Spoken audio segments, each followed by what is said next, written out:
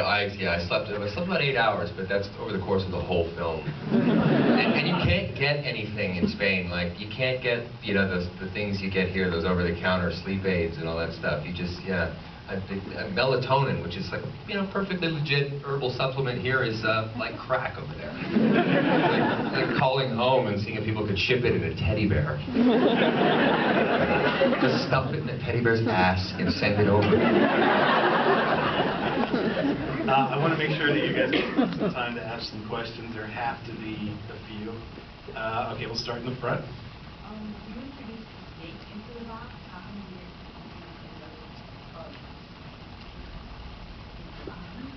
There was no room for anything. Well, he tried to put Joan Rivers in there, wasn't Well, for those who didn't hear, this nice lady has asked, how is it possible that I'm so good looking? The question is, I also wonder, Frank. I do too, we all do. Yeah. It's on the tip of everyone's mouth. Right there. What made Brian, what made you decide to do this? Other than, what was the motivation behind taking the role early? He's asking what the motivation was behind taking the role. It was similar to his. It was kind of impossible, and it was this great. It felt like Hitchcock. It felt like modern day Hitchcock. Honestly, that's the real reason. It was an incredible narrative challenge, intrinsically tied with an incredible technical challenge. The narrative part was sort of my responsibility. The rest was his. And you know, and also Rodrigo, I think I'm underplaying how effective this letter is that he wrote. it was pretty amazing. I mean, you really, I can only be as good as my director. I mean, film is a director's medium as much as we actors love to take as much credit as possible.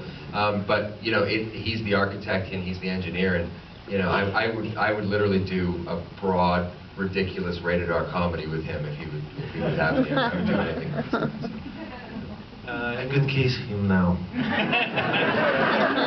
Save it. You on the aisle there on the back, yeah. How was it for both of you? No, choose. For both of you, no. Okay. You have to choose. Show your personality. And be brave. How was it for you to work with just one actor on set most of the time? How was it to have that relationship with one person rather than having to work an entire cast day to day? Well, from the very first moment, we knew from our first meeting that it was going to be a two-people dance. So we needed to trust totally each other. And I must say that he's the best dance partner a heterosexual director can ask for. But really? The heterosexual part? You promised some things you haven't delivered, my friend. You know, actually, the nightmare of shooting an entire movie like this inside a box is not doing that inside a box, but doing it in real time. Because, yeah, you have only one actor, and you cannot cut to the other actor or to the reaction if something doesn't work. He has to be perfect and honest the whole time. And even physically, in his position or whatever. Because if something is wrong and then you cut to him, you are going to notice. So everything has to be a perfect choreograph. I don't know where I'm looking at actually. So anyway, yeah, it's around there. Okay. I mean, in a regular film, if an actor breaks down and he cries, you can come out to an exterior of Central Park with the sound of the traffic and then go on with the film. But here, you have to see him crying, he's recovering himself and he's going on. And it cannot be an attention valley. You have to keep the rope tight. So that was really, really difficult. It's difficult to notice when you see the film, but that was a real nightmare. But, well, it was a great collaboration, actually. I could do whatever with him. He was a gift. He's like a Stradivarius. He's taller than I. That's the problem, the only problem. But thank God he's seated now, and so you... Is someone recording this? I made this back from my mom. There actually, I mean, there are other actors that you use for the voices. And I wanted to ask in particular about I don't remember his name, the British gentleman. It's interesting that you... Dan Brenner. Yeah, Dan Brenner. Okay, so that there is something about a British voice that is calming and authoritative.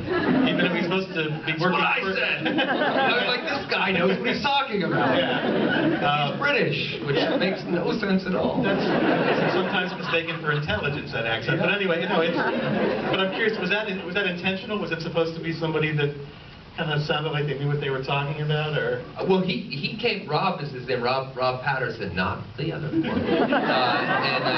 He's an expat living in Barcelona, and he came in and he sort of read for the guy to play all the other roles. So I just had one person, but it ended up being a friend of mine who I've worked with for years. She came over and played all those roles instead, but he ended up being the voice of Dan Brenner, which he had a great voice, and it just worked out that way. No, he's terrific. All right, let's see here. We gotta have you right here. Since this was this seems like a tough shoot. So how much room was there to improvise on the set? Directing wise, acting wise. Well, there was not much room there, I can tell you. So there was not much room for improvising either. No, we had to shoot in 17 days.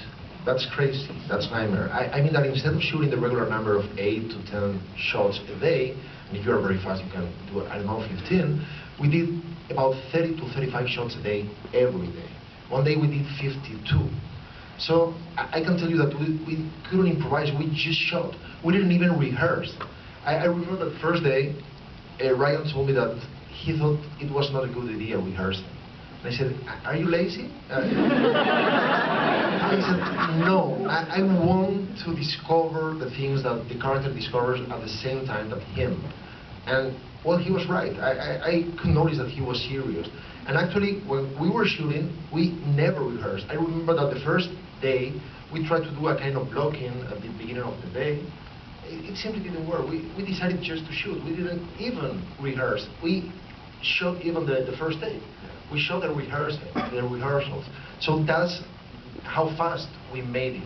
I didn't plan on I didn't think about the screaming at the beginning, all of that yelling, and I ripped my vocal cords apart. I mean, I had lost my voice the first day of shooting. I didn't lose it. It just turned into this kind of like, sort of like squeaky George Burns kind of thing that was going on there.